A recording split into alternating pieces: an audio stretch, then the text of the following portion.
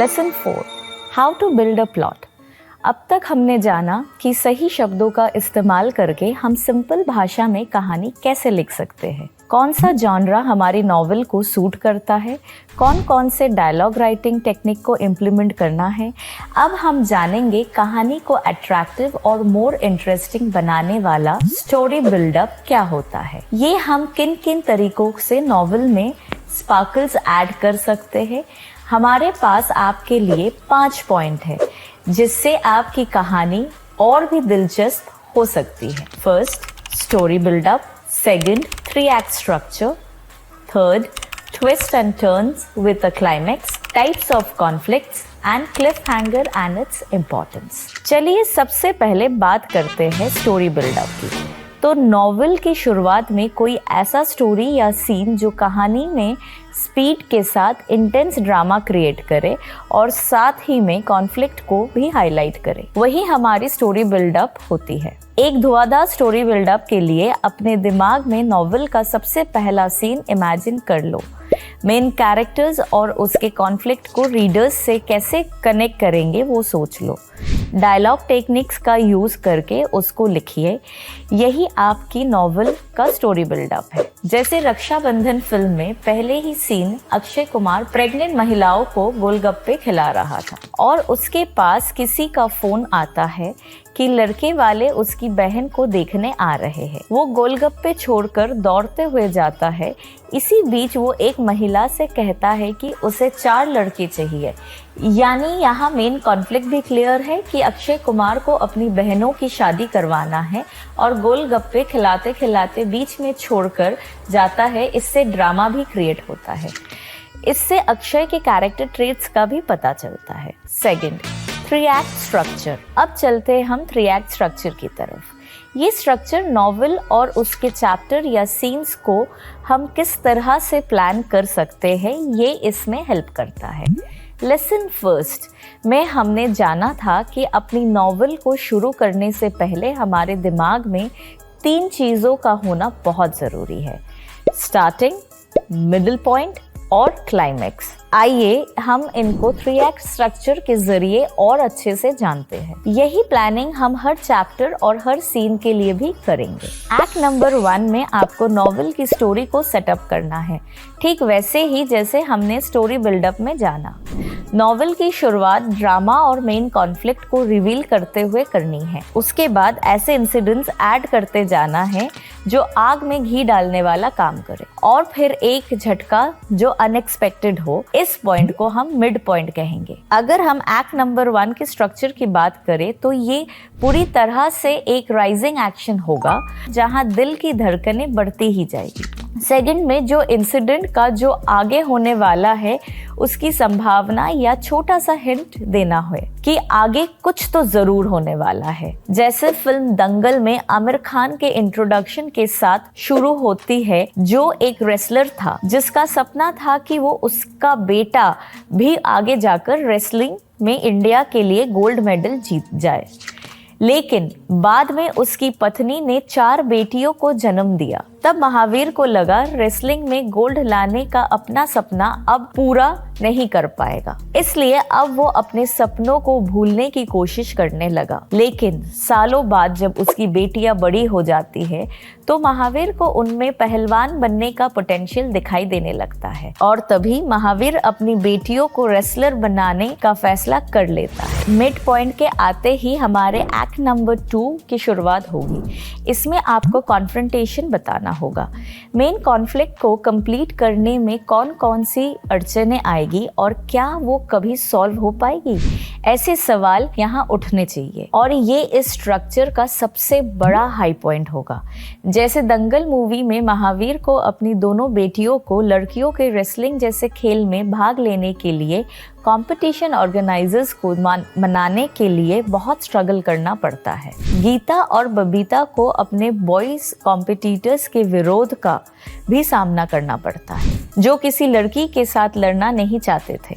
लेकिन जैसे जैसे दोनों बहनें अपने खेल में सफल होते जाते हैं, महावीर का अपनी बेटियों के द्वारा इंडिया में गोल्ड मेडल लाने का सपना और भी मजबूत होती दिखाई देता है। मगर दोनों बहनों को कुश्ती लड़ने के साथ ही बाहर की भी कई चुनौतियों का सामना करना पड़ता है। फिर आता है मिड पॉइंट के बाद वाला पार्ट, जो है एक्ट नंबर 3। इसमें बेसिकली फॉलोइंग एक्शन आता है, जहाँ पे आपका कैरेक्टर सक्सेस की तरफ जाएगा या फेल हो जाएगा, या उसकी कॉन्फ्लिक्ट और कॉम्प्लिकेटेड हो जाएगी, वो दिखाना होता है। और यहाँ पे आएगी आर या पार वाली सिचुएशन, जिसके बाद ऐसा लगने लगेगा कि बस यहाँ अब कुछ नहीं हो सकता, या आपका कैरेक्टर हार मानने लगेगा, मगर तब भी अचानक कुछ अनएक्सपेक्टेड हो जाएगा। तब वो सीन के लिए खड़े होकर सीटी बजाने का मन कर जाए, है ना। यही तो है हमारा क्लाइमैक्स, जो एकदम धांसू होना चाहिए। जैसे दंगल मूवी को ही एक्ट नंबर 3 के जरिए देखते हैं। महावीर की दोनों बेटियां फाइनली नेशनल लेवल के रेसलिंग कॉम्पिटिशन्स में पार्टिसिपेट करती है और मेडल जिताती है, जिसके बाद उनके परिवार और उनके गांव को बहुत रिस्पेक्ट मिलता है। और फाइनली वो ये साबित करते हैं कि तब एक जिस फील्ड में सिर्फ लड़के पार्टिसिपेट करते थे, उन खेलों को लड़कियां भी खेल सकती है और उस खेल में सफल भी हो सकती है।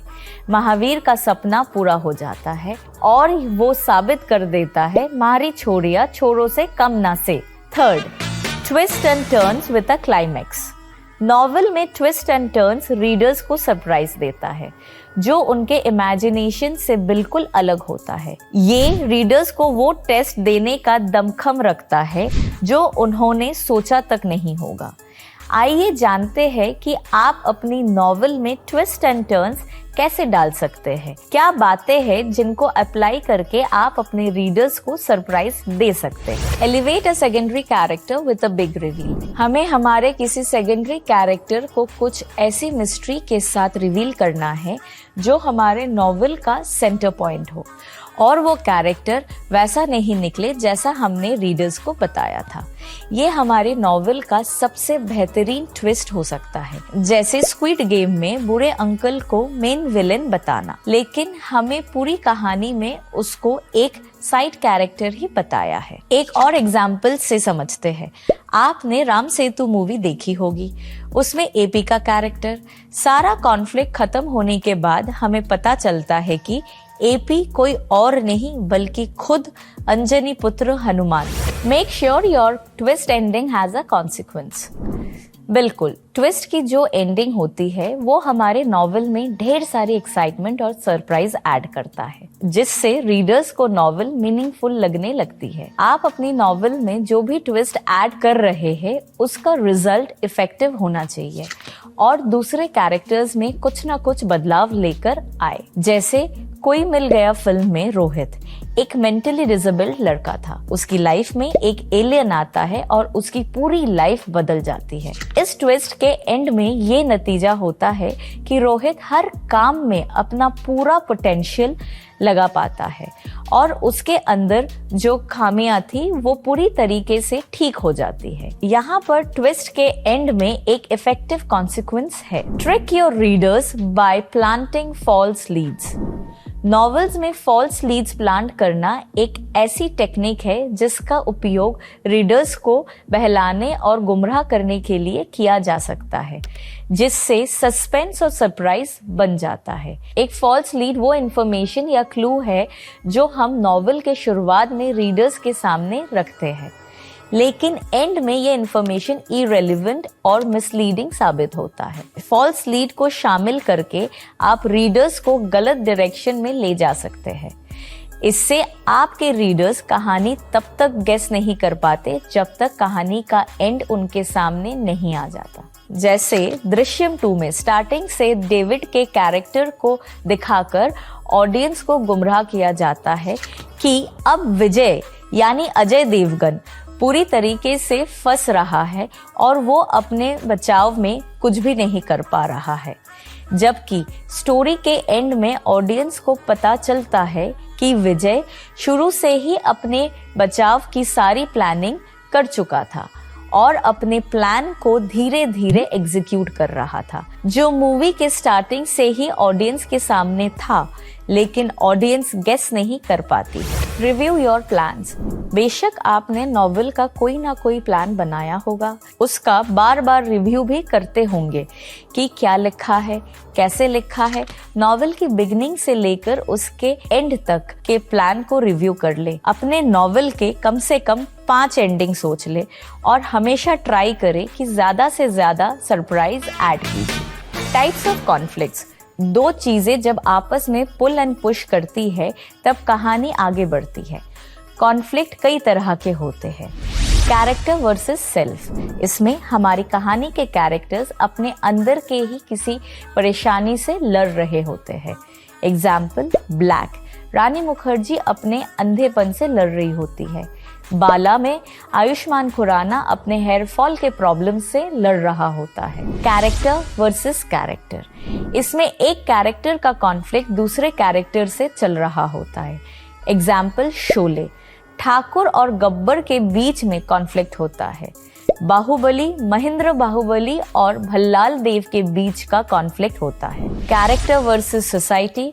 इसमें कैरेक्टर समाज के खिलाफ या समाज की बनाई हुई किसी प्रथा के खिलाफ लड़ रहा होता है। एग्जाम्पल ओ माय गॉड में परेश रावल का धार्मिक संस्थाओं और अंधश्रद्धाओं के खिलाफ लड़ना। टॉयलेट एक प्रेम कथा में अक्षय कुमार का समाज की मान्यताओं को तोड़कर अपने परिवार और समाज से लड़कर टॉयलेट बनवाना। Character versus supernatural. इसमें कैरेक्टर और किसी सुपरनैचुरल चीज जैसे भूत या भगवान के बीच का कॉन्फ्लिक्ट होता है। आपने स्त्री फिल्म तो जरूर देखी होगी, उसमें गांव वाले और चुड़ैल के बीच कॉन्फ्लिक्ट होता है। Character versus technology. इस कॉन्फ्लिक्ट में कैरेक्टर और टेक्नोलॉजी के बीच लड़ाई को दिखाया जाता है। लड़ाई बड़े लेवल पर भी हो सकती है, जैसे रोबोट फिल्म में रोबोट और इंसानों के बीच की लड़ाई, और ये कॉन्फ्लिक्ट एकदम छोटे लेवल पर भी हो सकती है, जैसे मोबाइल का डिस्चार्ज हो जाना या घड़ी बंद हो जाना। यानी कैरेक्टर या टेक्नोलॉजी से कोई भी प्रॉब्लम हो, वो कैरेक्टर वर्सेस टेक्नोलॉजी कॉन्फ्लिक्ट होता है। Character versus nature.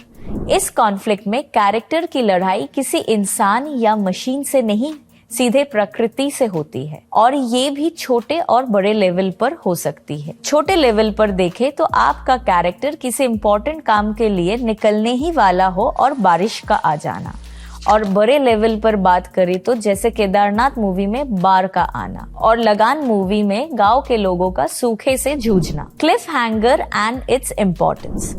Cliff hanger से आप सबको पता चल गया होगा कि ये कहानी का वो पार्ट है जिससे रीडर इस कहानी को पढ़ने या देखने के लिए उत्सुक रहता है। जैसे आपको याद होगा, जब बाहुबली का पहला पार्ट आया था तो उस मूवी ने ये सवाल छोड़ा था कि कटप्पा ने बाहुबली को क्यों मारा, और इसका आंसर हमें बाहुबली के दूसरे पार्ट में मिलने वाला था, जिसके लिए सबने उसके दूसरे पार्ट का बेसब्री से इंतजार किया था। ठीक उसी तरह हम भी अपनी कहानी के हर चैप्टर में ऐसे ही कुछ ना कुछ सवाल छोड़ सकते हैं, जिसके लिए ऑडियंस अपनी कहानी के आगे के चैप्टर्स का इंतजार करेगा।